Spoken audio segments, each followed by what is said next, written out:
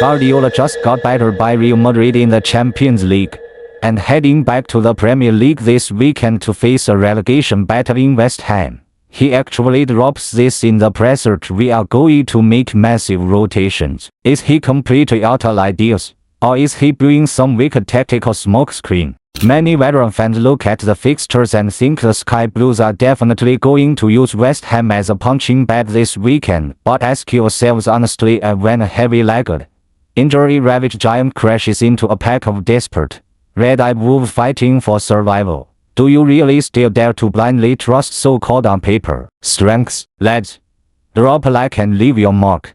Let's dive right in. Let's shake out Manchester City's current foundation first. That trip to the didn't just cost them their pride, it cost them their core. Guardiola suffered a fractured tibia, and Kobe is sidelined. Do you really think Pep saying rotation is a humble brag? No. He literally has no one left. Then look at West Ham's boss.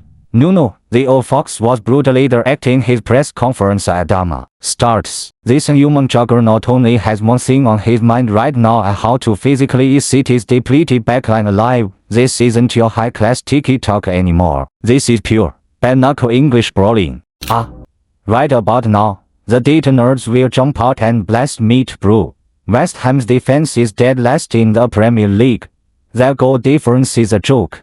How are they going to defend? To be honest, I thought the exact same thing when I look at the stats, but we can't just look at one side of the pitch. Have you closely monitored City's recent away data? Their conversion rate in the core of the penalty area is falling off a cliff. On one side, a defense riddled with holes. On the other, a forward line with weak legs. It's like two guys who haven't eaten in 3 days getting into a fist fight. Both are relying on sheer willpower, and neither is going to easily swallow the other whole. The more interesting game is being played off the pitch. Look at the hype the media is still giving City. It's absurdly high. Is this blind faith in City's pedigree, or are they just exploiting everyone's big club bias? When you realize everyone is expecting a blowout, I urge you to calm down. City's stamina bar is flashing red, and they have another do-or-die match next week. Securing basic dignity on the road and economically escape real points isn't that their most realistic and rational goal right now?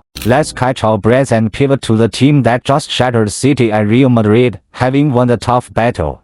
Their boss Arbeloa is riding high. With a stroke of his pen, he declares a rotation is still out. Bellingham is still recovering. Good grief. The injury list alone could for me. Starting so. Does that mean Real Madrid is shaky heading into this clash against La Liga's bottom dwellers?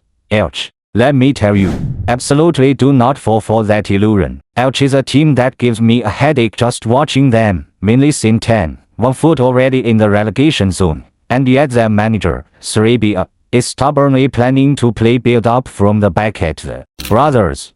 This is what we call unrealistic tactical romance. In front of Real Madrid's meat grinder, this is voluntarily putting your neck on the guillotine. Even with Real's frontline depleted, you are facing Valverde, Camavinga, and this tireless track and field team. You dare to slowly pass the ball around in your own half. The moment Real Madrid's high press suffocates you, they will teach you what a turnover counter-attack means in seconds. Elche's fragile defensive web doesn't even require Real Madrid's full starters to break a sweat. The heavy artillery from these midfield musclemen pushing forward is more than enough to blow their tiki-taka dreams to pieces. Putting these two matches side by side is incredibly fascinating. To borrow a proverb from our ancestors, an arrow at the end of its flight can appear thin silk, but a fierce tiger descending the mountain, even if holding back, is deadly. The spent arrow of the current Manchester City is like that exhausted arrow facing a rough, gritty cloth like West Ham.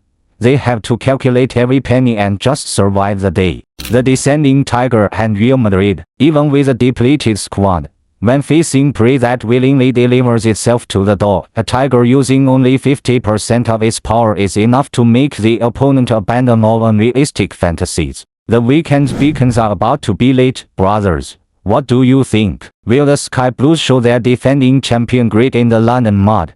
Or will they host another ruthless, multi-dimensional slaughter? Follow me. More football intel is waiting for you.